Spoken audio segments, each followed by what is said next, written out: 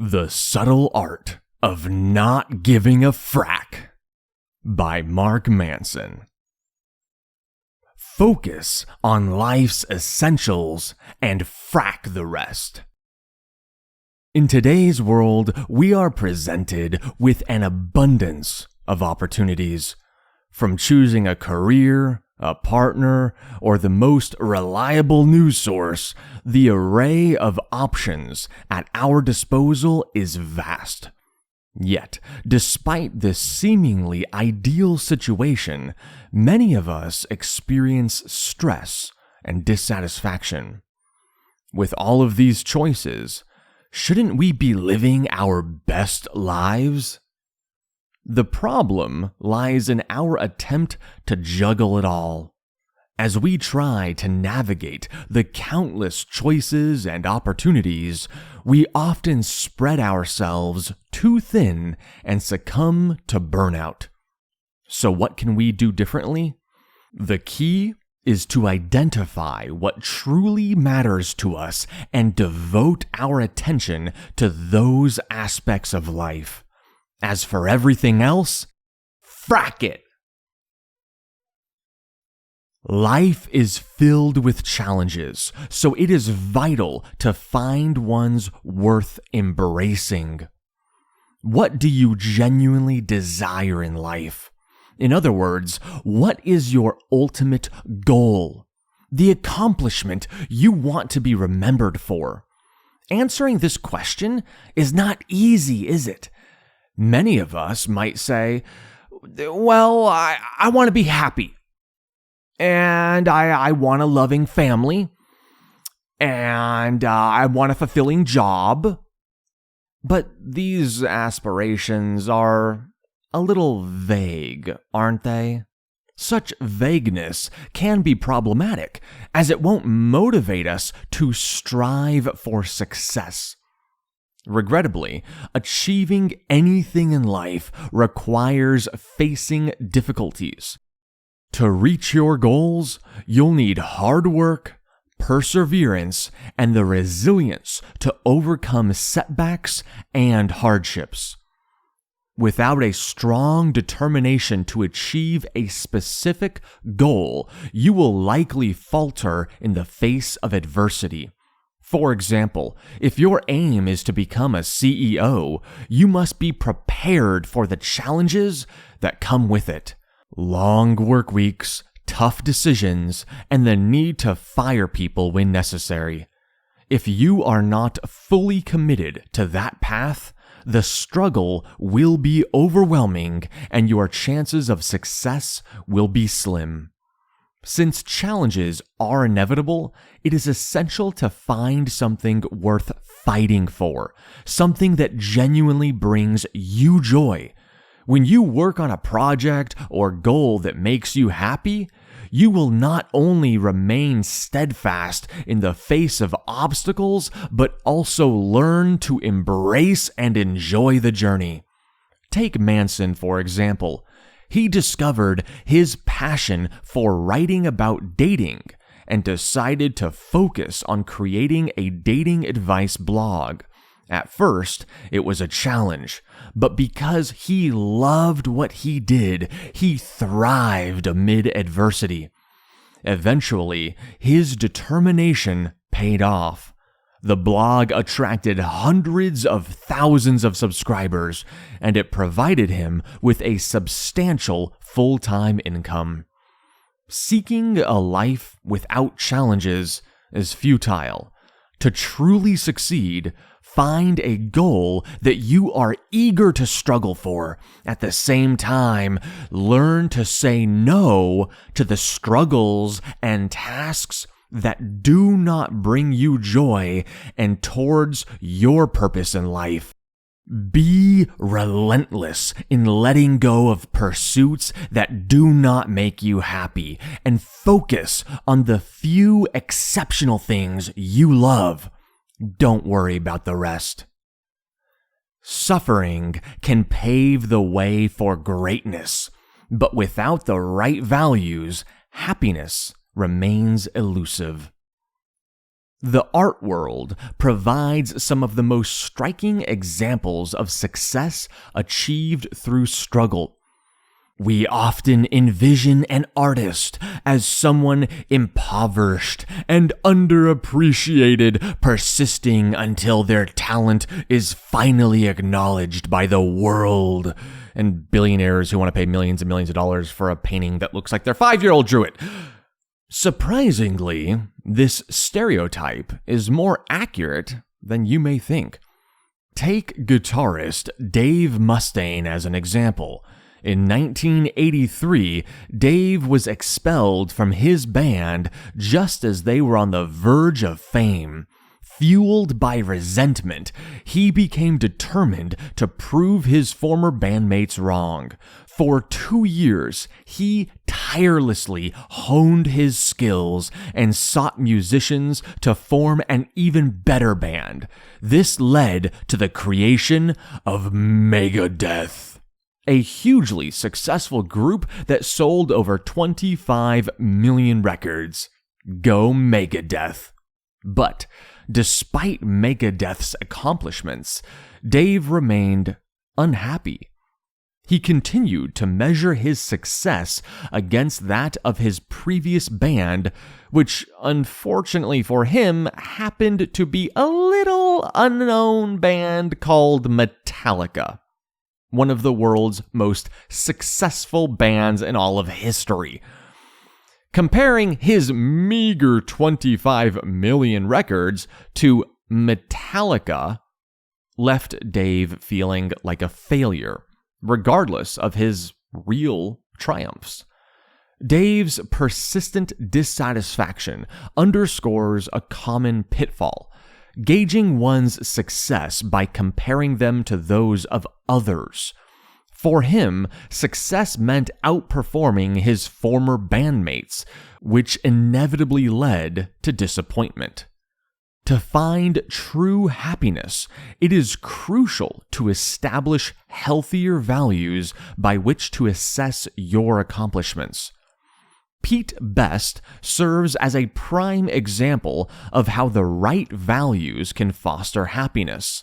Like Dave, Best was dismissed from a band on the cusp of stardom. Unfortunately for Best, that band was the Beatles, the most iconic group of all time. As he watched his former bandmates soar to the top, Best spiraled into depression.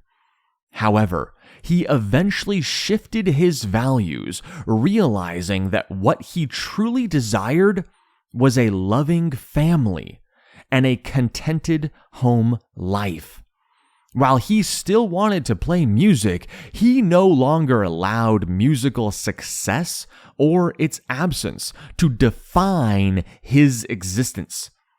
This change in focus led to a happy, fulfilled life, and Best even returned to making music, this time with less successful bands, but a lot more happiness.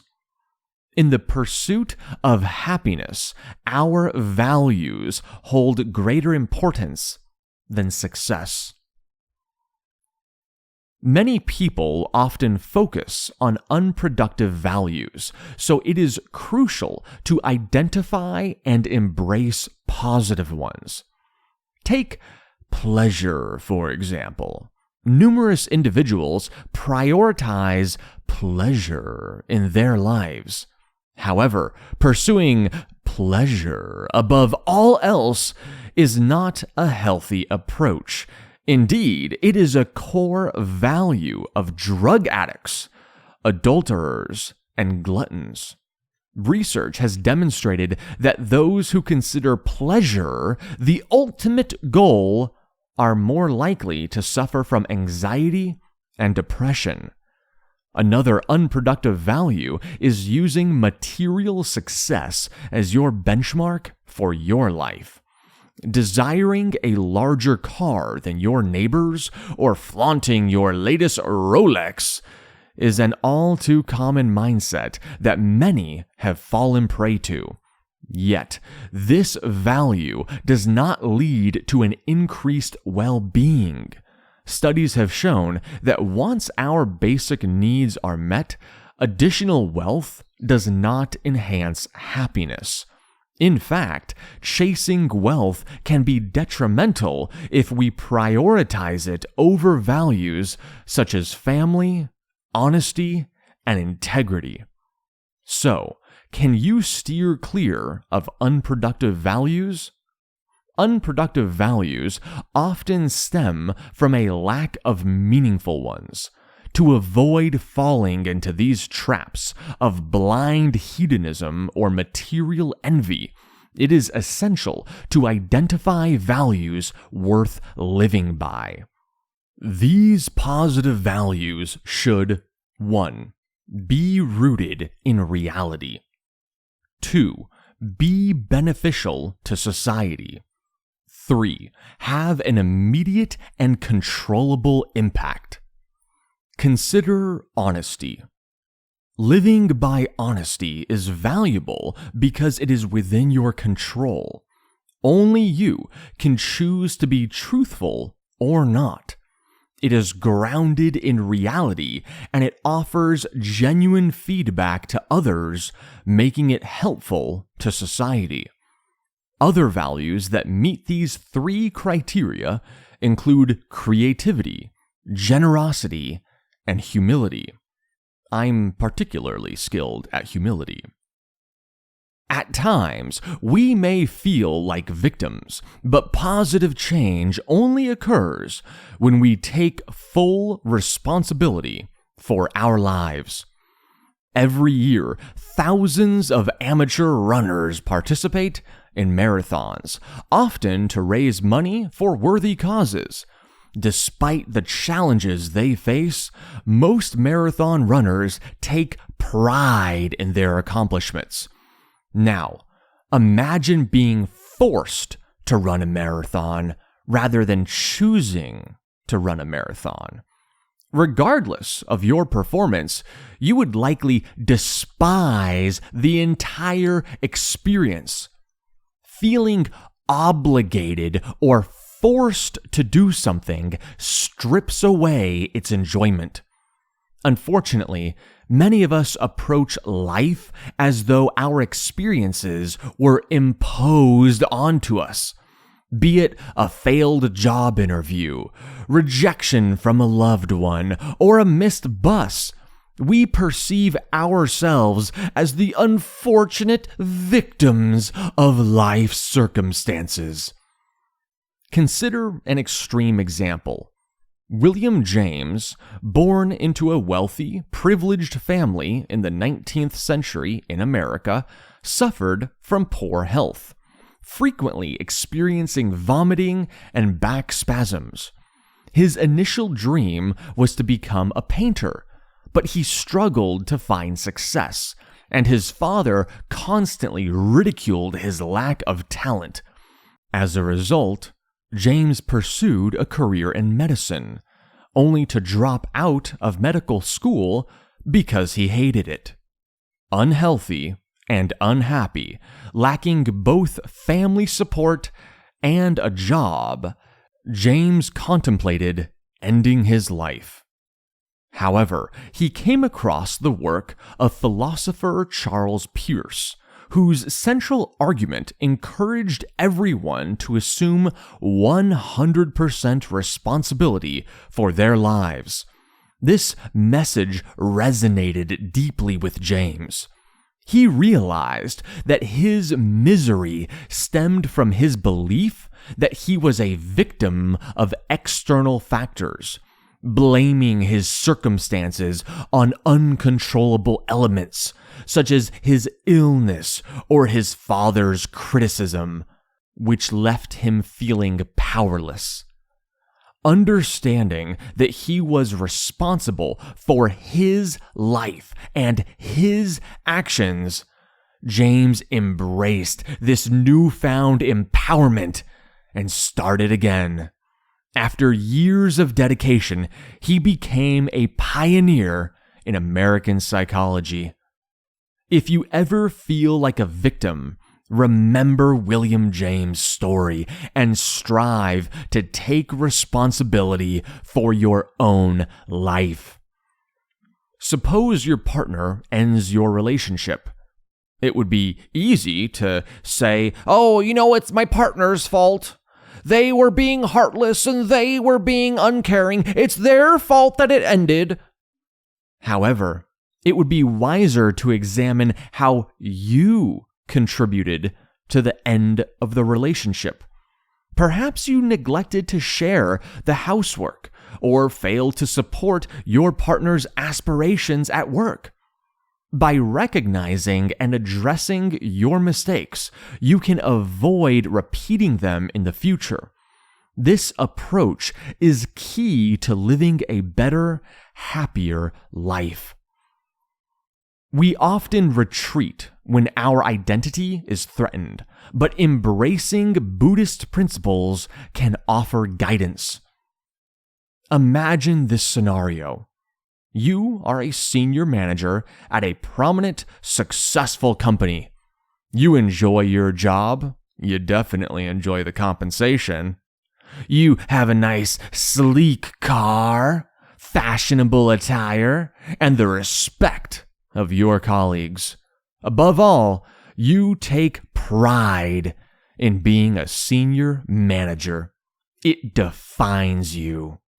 Now, envision an opportunity to reach the pinnacle of your career, but it comes with significant risks. If you fail to execute flawlessly, you risk losing everything. The job, the car, the respect, and most importantly, your identity. What would you do here? Would you take the opportunity at greatness, but with significant risks of losing it all? The majority of people would not, due to what Manson calls Manson's law of avoidance, the inclination to flee from anything that threatens our identity. While steering clear of significant risks, like the scenario mentioned earlier, might seem prudent, our desire to safeguard our identity can often be more detrimental than beneficial. For instance, numerous amateur artists and writers hesitate to share or sell their work. They fear that exposing their art or writing might lead to rejection, or, even worse, someone stealing it. Attempting and failing would shatter their identity, one that has been constructed around the potential of becoming a world-renowned artist. Consequently, they never take the leap and never become that world-renowned artist. Fortunately, there is a way to mitigate the negative aspects of Manson's law of avoidance: practicing Buddhism. Buddhism teaches that identity is an illusion.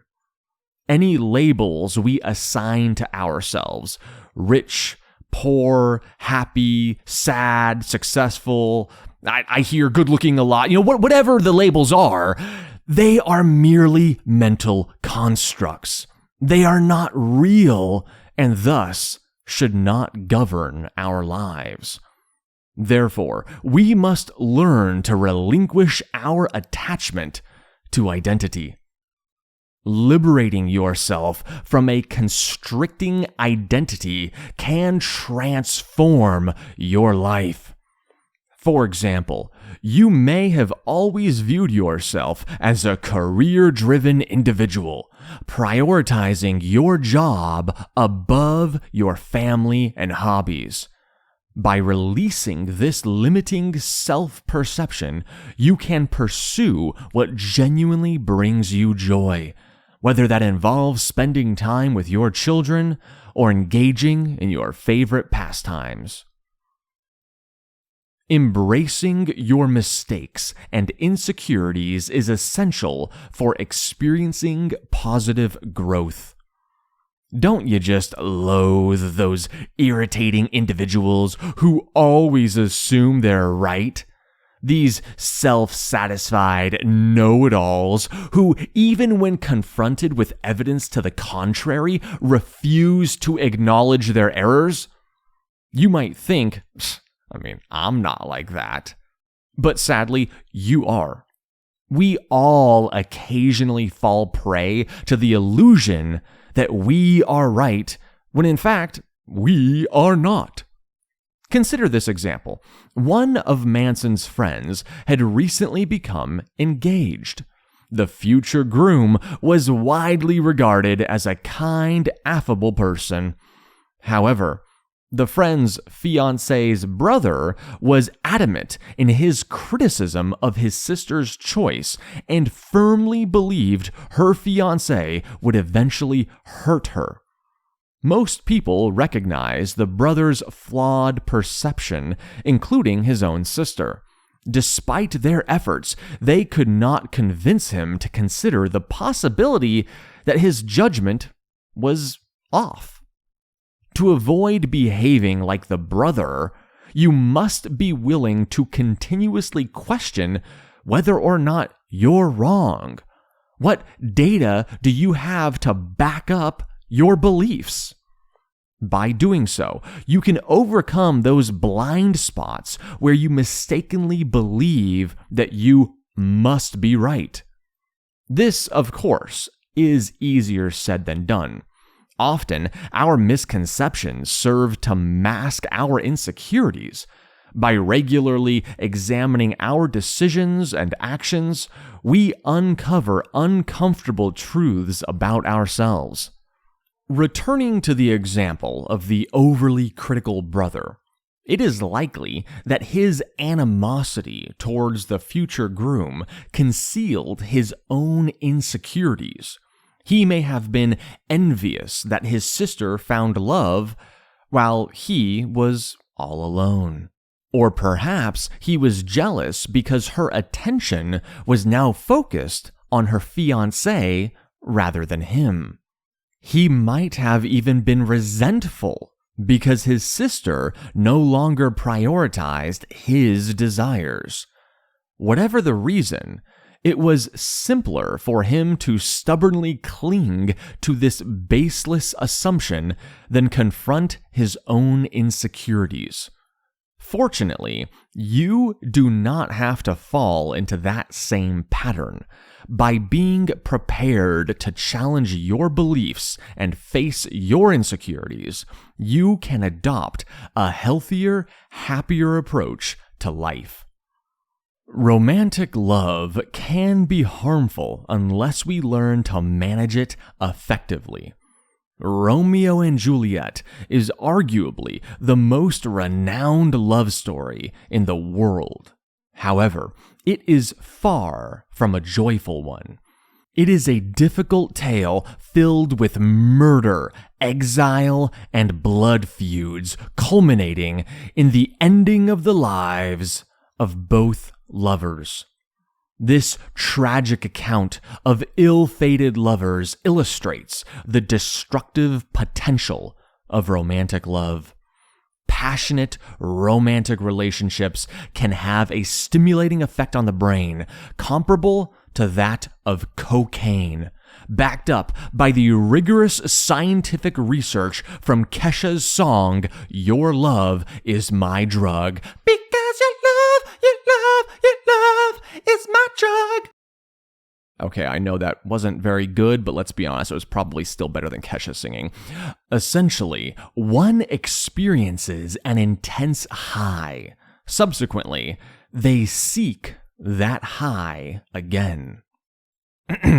Yeah, I do tend to have that effect on women. Anyway, we all know what comes after the high: the crash. This stimulus does not necessarily have to come from the same person. They just want that high, which can create a cycle of pain and distress in dating. During Shakespeare's era, the perils of romantic love were well understood. Shakespeare may have even composed Romeo and Juliet as a critique of romantic desires as a devastating force. Until the 19th century, most relationships and marriages were founded on the complementary abilities of each partner rather than their ardent love for one another. Nowadays, the situation has changed, with romantic love often portrayed as the ideal, which can result in heartache. So, what is the solution? Should you abandon the concept of romance entirely? Not necessarily. Romantic love can be either detrimental or beneficial, depending on whether it meets specific criteria. Unhealthy love occurs when each partner uses the relationship to escape their issues. They might be dissatisfied with another part of their life, say their work life, and then turn to their emotions in their relationship as a diversion. Regrettably, personal problems cannot be concealed indefinitely, and this passion as evasion approach eventually turns bitter because your partner can never fix all of your problems for you. You have to do that by facing them. In contrast, healthy love exists when both partners are fully committed to the relationship. Instead of using it as a distraction, they dedicate themselves to one another. Rather than focusing on their own emotions, each partner provides support to their significant other. However, this support must be wanted. If a partner crosses boundaries and attempts to control the other by, for example, trying to solve all their problems for them, complications arise. If one partner seeks to dominate the other, it is a clear indication of unhealthy love. Humans harbor a deep-seated fear of death, which drives them to seek ways to live on beyond it. It might be an unsettling thought, but one day you will eventually face death. This inescapable truth and how we cope with it significantly influences the way we live our lives. To fully comprehend the extent to which death governs our lives, we can turn to the work of Ernest Becker. Becker, an anthropologist and somewhat of a nonconformist, had a limited academic career due to his unconventional approach and premature death. Nonetheless, he authored an influential book about dying called The Denial of Death. In this book, Becker introduced two primary ideas. Firstly, he believed that humans are terrified of dying. Unlike other animals, humans possess the ability to contemplate hypothetical situations. We can envision how our lives might have unfolded had we chosen a different path in the past, such as studying a different subject in college or pursuing an alternate career. However, this capability to hypothesize also has its drawbacks. We can imagine what life would be like after our existence has ended.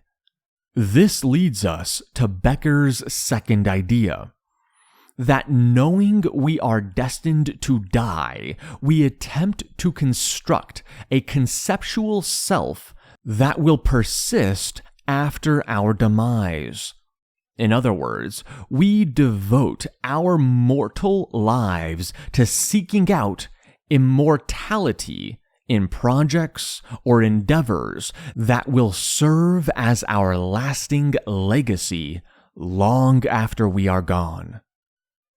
This aspiration drives some individuals to pursue fame, while others may seek to leave their mark through religion, politics, or business. Nevertheless, this quest for immortality creates issues for society. People's desire to shape the world, or at least a part of it, according to their vision, has resulted in war, devastation, and suffering. Furthermore, it is detrimental to our well-being as individuals. The frantic urge to leave a legacy induces stress and anxiety. Fortunately, there is a simple solution. We must cease striving for immortality. We need to stop obsessing over fame and power and instead focus on the present moment. Seek meaning in the here and now, and aim to spread happiness and joy wherever you are. This mentality of not obsessing over things should not be limited to thoughts of death. As demonstrated throughout this review, attempting to please everyone only leads to pain. If you wish to lead a fulfilling life, concentrate on the things you enjoy, the things you love, whether it's a challenging pursuit or a healthy relationship. Everything else is merely a fruitless diversion, so frack it! This concludes The Subtle Art of Not Giving a Frack by Mark Manson.